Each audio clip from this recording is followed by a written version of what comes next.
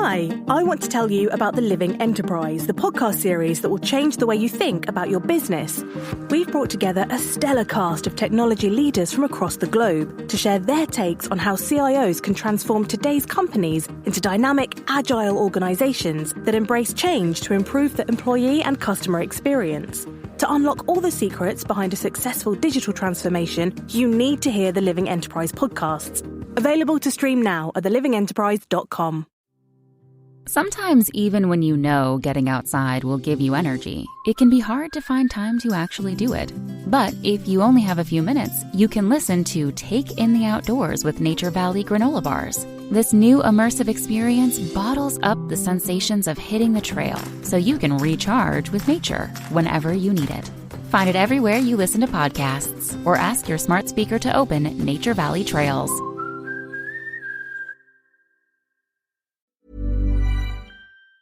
I am a cog in the wheel and will always be. Keep the ball rolling. Rock and roll has been woven into the cultural fabric of Cleveland for 7 decades. But 34 years ago, there was no certainty that the much-anticipated museum honoring the genre would make its home on the shores of Lake Erie. It took lots of money, political posturing, and a performance by Chuck Berry, and most importantly, the passion of Clevelanders to bring the Rock and Roll Hall of Fame to Northeast Ohio. This is the story of how a museum and the music revived a city.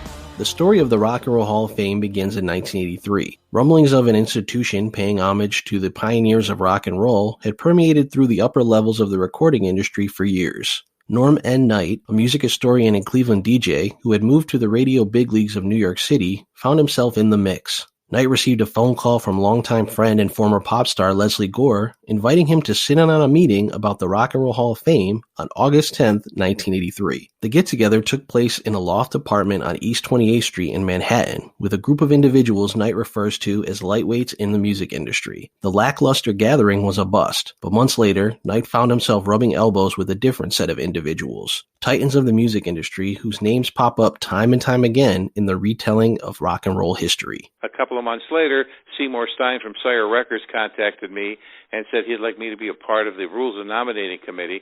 And when I saw that Ahmet Ertegun was on board, and Jan Wenner was on board, and John Landau was on board, and Jerry Wexler was on board, and Mo Austin was on board, and I'm looking at these names, I knew something was going to happen with the Rock and Roll Hall of Fame. Ahmet Ertegun, the mastermind behind Atlantic Records, became the leader of the group. His label helped establish and solidify the careers of Ray Charles, Aretha Franklin, the Drifters, Ruth Brown, and numerous others in the 1950s. No single person in the music industry commanded more respect. Early discussions about the Rock Hall revolved around the concept of a television special, similar to the American Music Awards, which debuted a decade earlier. But Knight says Ertegun had a different vision in mind. We'd go to the boardroom at Atlantic Records.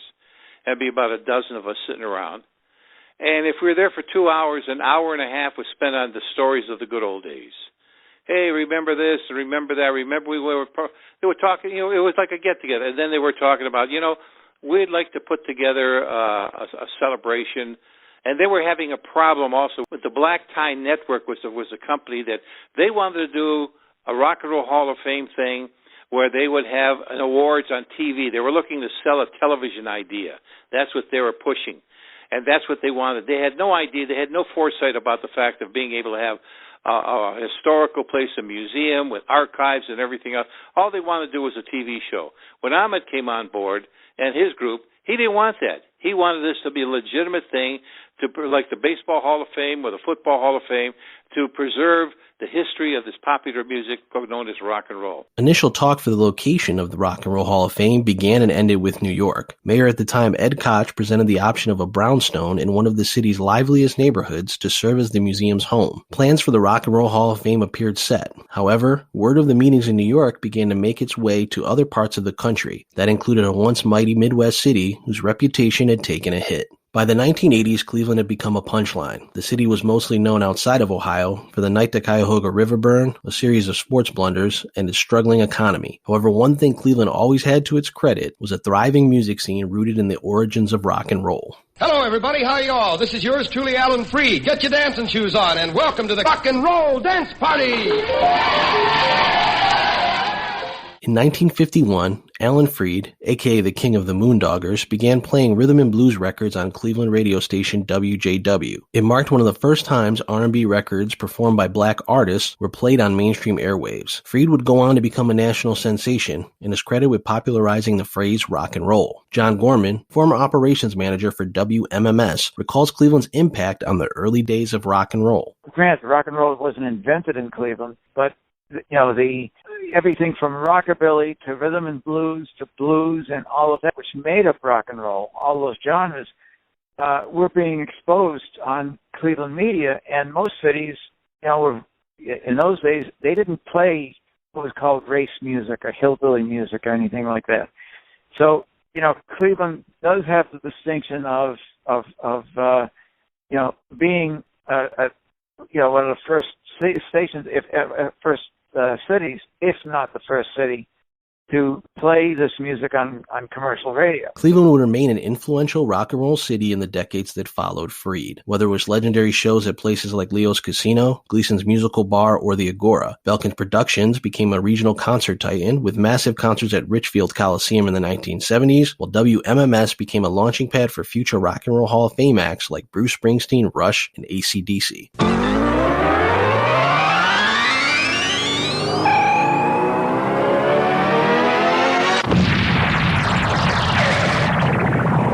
From the home of the buzzard, open your ears and minds and follow me.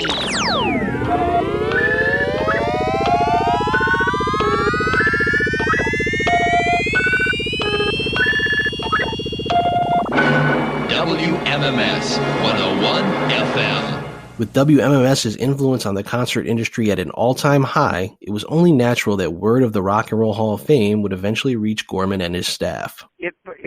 It really started with a phone call a couple of years earlier from a guy named Eddie Spizel, who used to run an ad agency in Cleveland and moved his ad agency to San Francisco.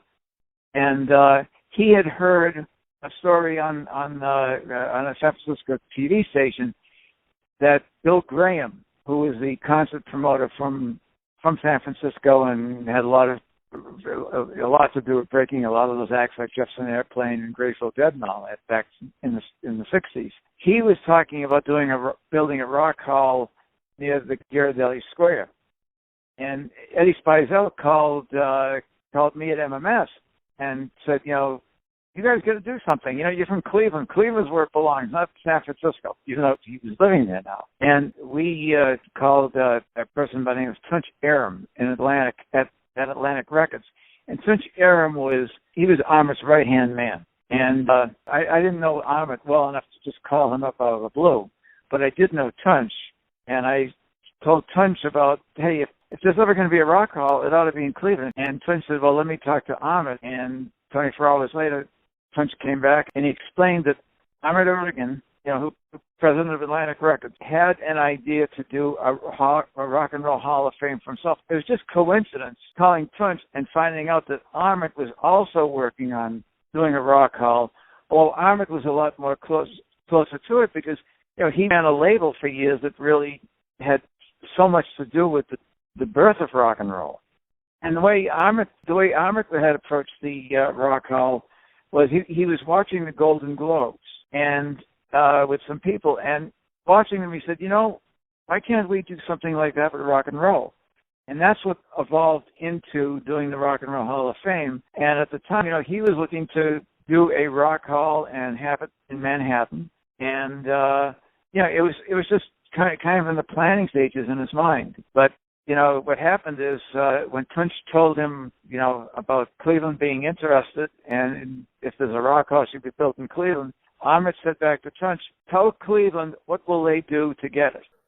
Soon after, a committee was formed to figure out a way to bring the Rock and Roll Hall of Fame to Cleveland. The group was led by K. Michael Benz, Executive Vice President of the Greater Cleveland Growth Association. It also featured members of WMMS, the Belkin brothers, Agora owner Hank Lacani, politicians Dick Celeste, George Voinovich, and others. The only thing missing was a direct connection to the Rock Hall planning meetings taking place in New York. That's when the committee reached out to Cleveland native Norm Knight for help.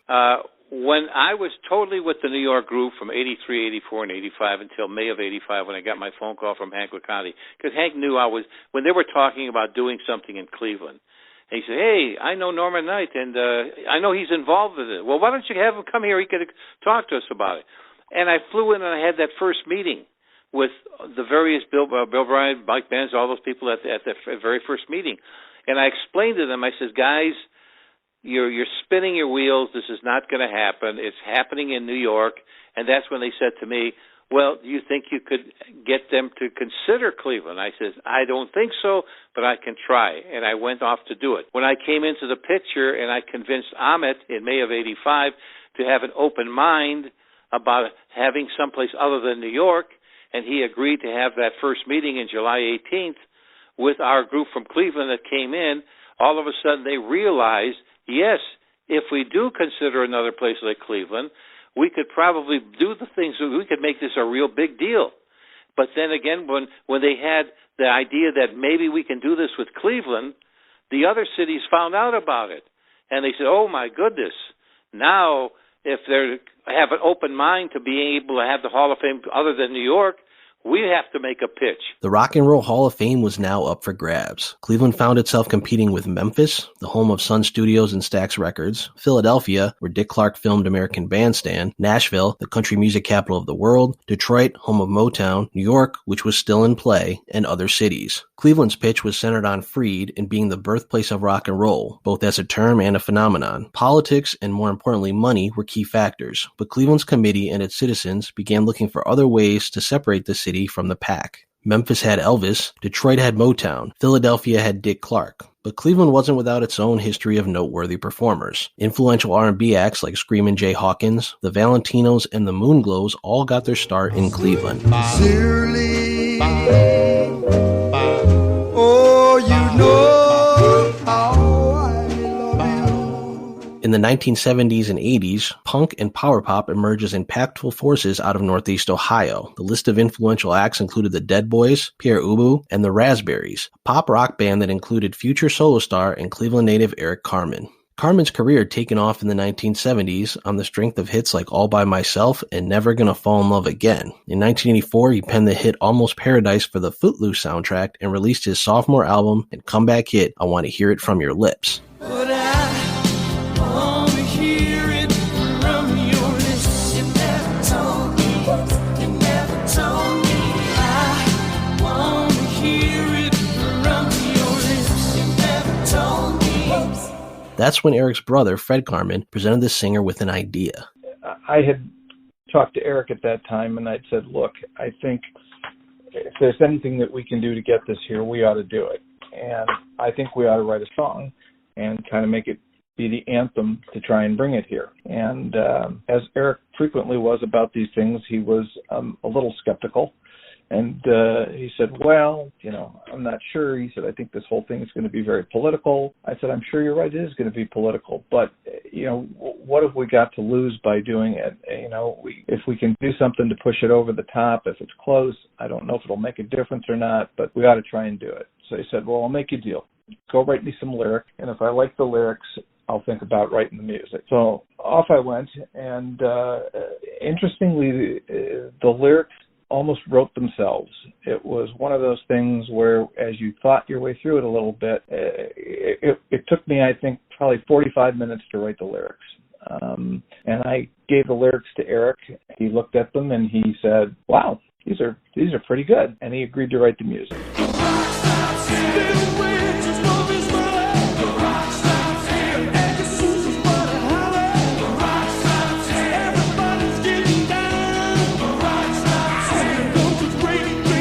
The end result was the anthem The Rock Stops Here. While Carmen was a name in Cleveland, Fred recalls that releasing the single wasn't as easy as one may think. We contacted, he was a bigwig at the Rock and Roll Hall of Fame at the time, and told them that we were going to do this and asked if they wanted to support it. And they very politically said no.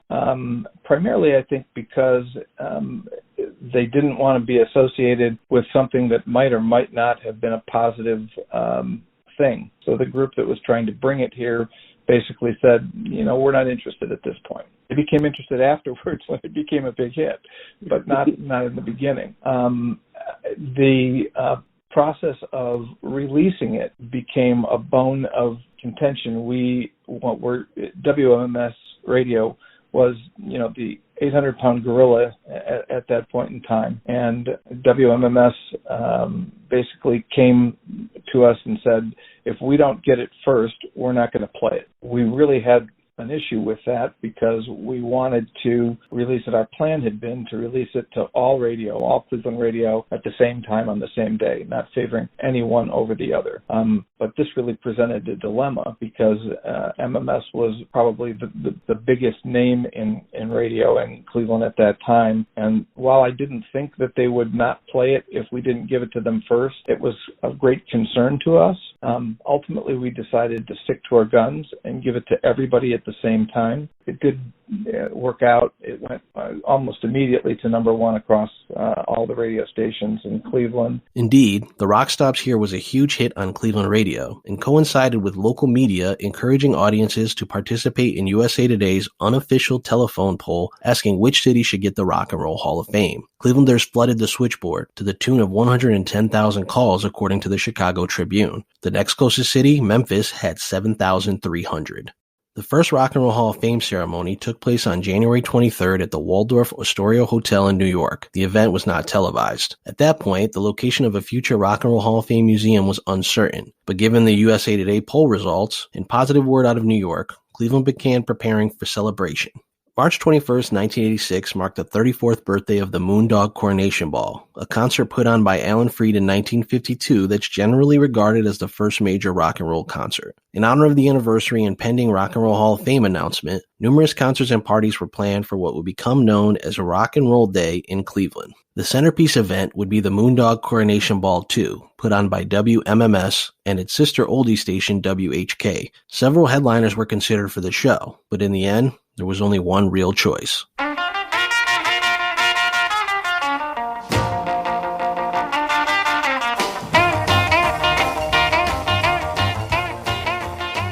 Chuck Berry didn't invent rock and roll, at least not alone, but he was the first to showcase the elements and guitar riffs that would define the genre on songs like Maybelline and Johnny B. Good. As John Lennon once said, if you tried to give rock and roll another name, you might call it Chuck Berry. Berry became a big star in the 1950s when African-American music finally began to cross over into mainstream circles. His influence reigned supreme as rock and roll became the signature genre of the 1960s. Berry was also no stranger to Cleveland. He'd become a regular on tours organized by Freed and would perform at venues like Gleason's Musical Bar, as it offered a bigger payday than shows in Berry's native St. Louis. In 1972, Berry would release his last major hit, a live recording of My Ding-a-Ling, a novelty song he first recorded in the 1960s. When I was a little bitty boy, my grandmother bought me a cute little toy. Silver bells hanging on a string. She told me it was my ding-a-ling-a-ling-o. While Berry was still a draw due to his status as a pioneer, he had developed a reputation as being temperamental. Being ripped off financially early in his career left Berry scarred. He refused to tour with a band, used unrehearsed local performers, and was unwavering in his contract negotiations. But Cleveland musician and bandleader Dennis Chandler, who met and played with Berry in the 1960s, saw the father of rock and roll differently. He was genuine. He didn't hold back anything. If he liked what you played, he'd tell you. If he didn't like what you played, all you had to do was look at his face and you'd know what he was thinking. You could do better than that. Very few rehearsals.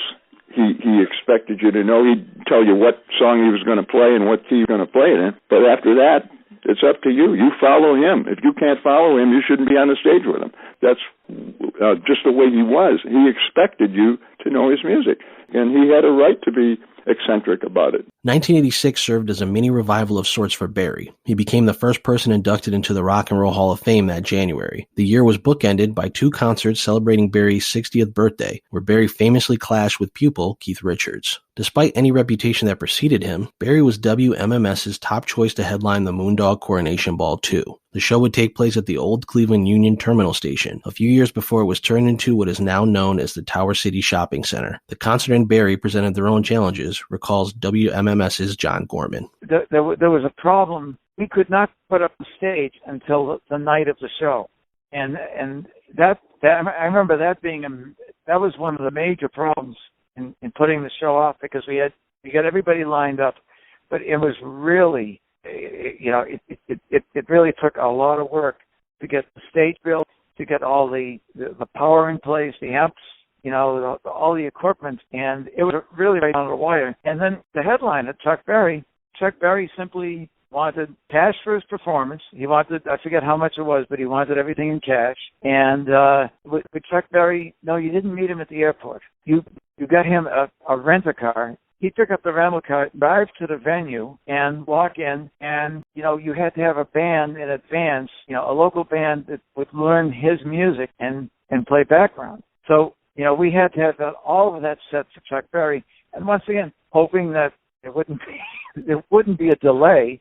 Chuck Berry was flying in that day to do the show and flying out after the show. The venue itself was a large, desolate marble room that could house as many as 3,500 people. The acoustics were rough and the music was loud, but things came together and Berry put on a show Gorman describes as amazing. He was contracted to play 45 minutes on stage, which is what he normally did. And one of the things that changed with this was Chuck played for at least an hour and a half, maybe 2 hours. I mean, Chuck broke the format, and he was having so much fun that it didn't become a gig. It wasn't another gig. It was a special event. When Chuck Berry would make a personal appearance, no matter what it was just, for him, it was a job. And, when he played this event and he realized what it was, well, it became a little more near and dear to his heart. So he was pulling out songs that he'd never play and all that. It was really an amazing evening. Berry was backed by the Stratophonics, WHK's house band led by Chandler, whose familiarity with Berry made all the difference. Because of us being on the stage with him, he was comfortable with me. And the guys in my band, they knew how to play the music, and I played piano. He needed a piano player. He needed somebody that could do the Johnny Johnson stuff, and I nailed it for him. And so he was so comfortable with whatever song he started, we were right there. I never saw him so relaxed on the stage. In between songs, he'd talk to people. He didn't just look at us and say, okay, here's the next song. There was no set list. He wanted to play Almost Grown and Little Queenie. That's the one that we played, and he just flipped out because I knew the uniqueness of the beginning.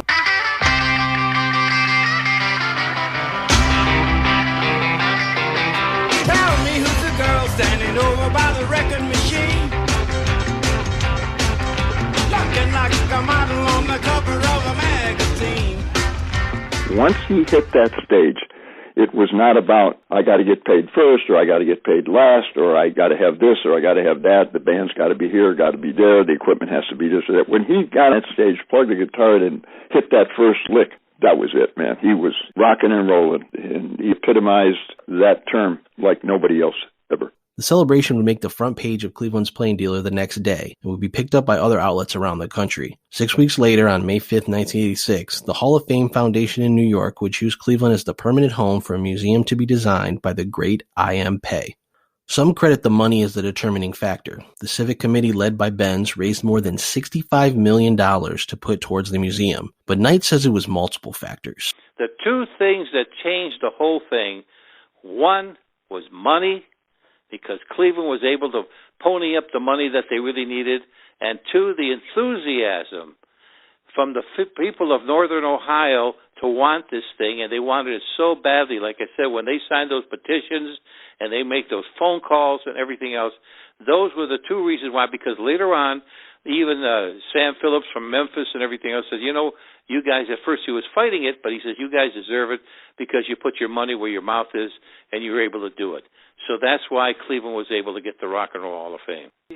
When you talk about an iconic thing, I mean, when you look at the Eiffel Tower in Paris, when you look at the Statue of Liberty in New York, all these things, every single city has an identity. Cleveland did not. We had the Terminal Tower always as our identity. But all of a sudden, because of the Rock and Roll Hall of Fame, that's an identity. Every single time there's something of a national basis, whether it was the convention, whether it was the World Series, the NBA basketball championships, they always talk about Cleveland, the Rock and Roll Hall of Fame. Fittingly, Barry would headline the concert for the Rock and Roll Hall of Fame in September 1995 at Cleveland Municipal Stadium. The event, which also featured Bruce Springsteen, Little Richard, Aretha Franklin, and others, celebrated the opening of the museum on Cleveland's lakefront.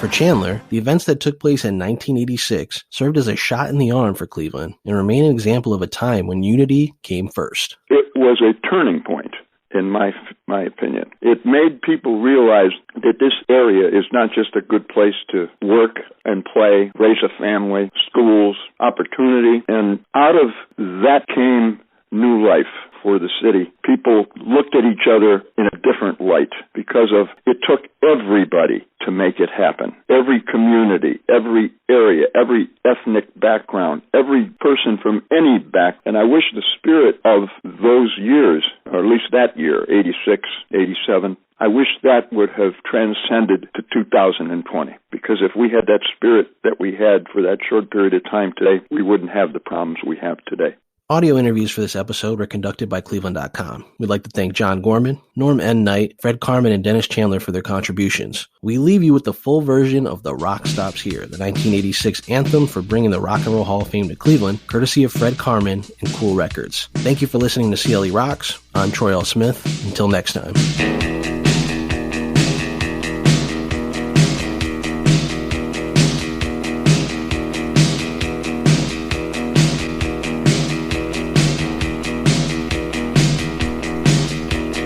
DJ, Cleveland wants some dance time. When the music got started, tore the house down. People said everybody just went out of control.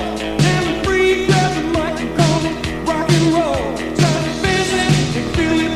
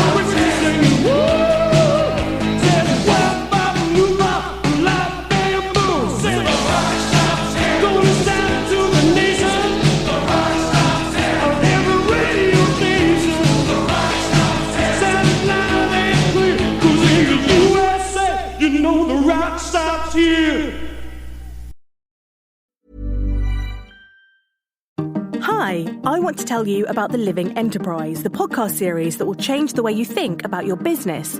We've brought together a stellar cast of technology leaders from across the globe to share their takes on how CIOs can transform today's companies into dynamic, agile organizations that embrace change to improve the employee and customer experience.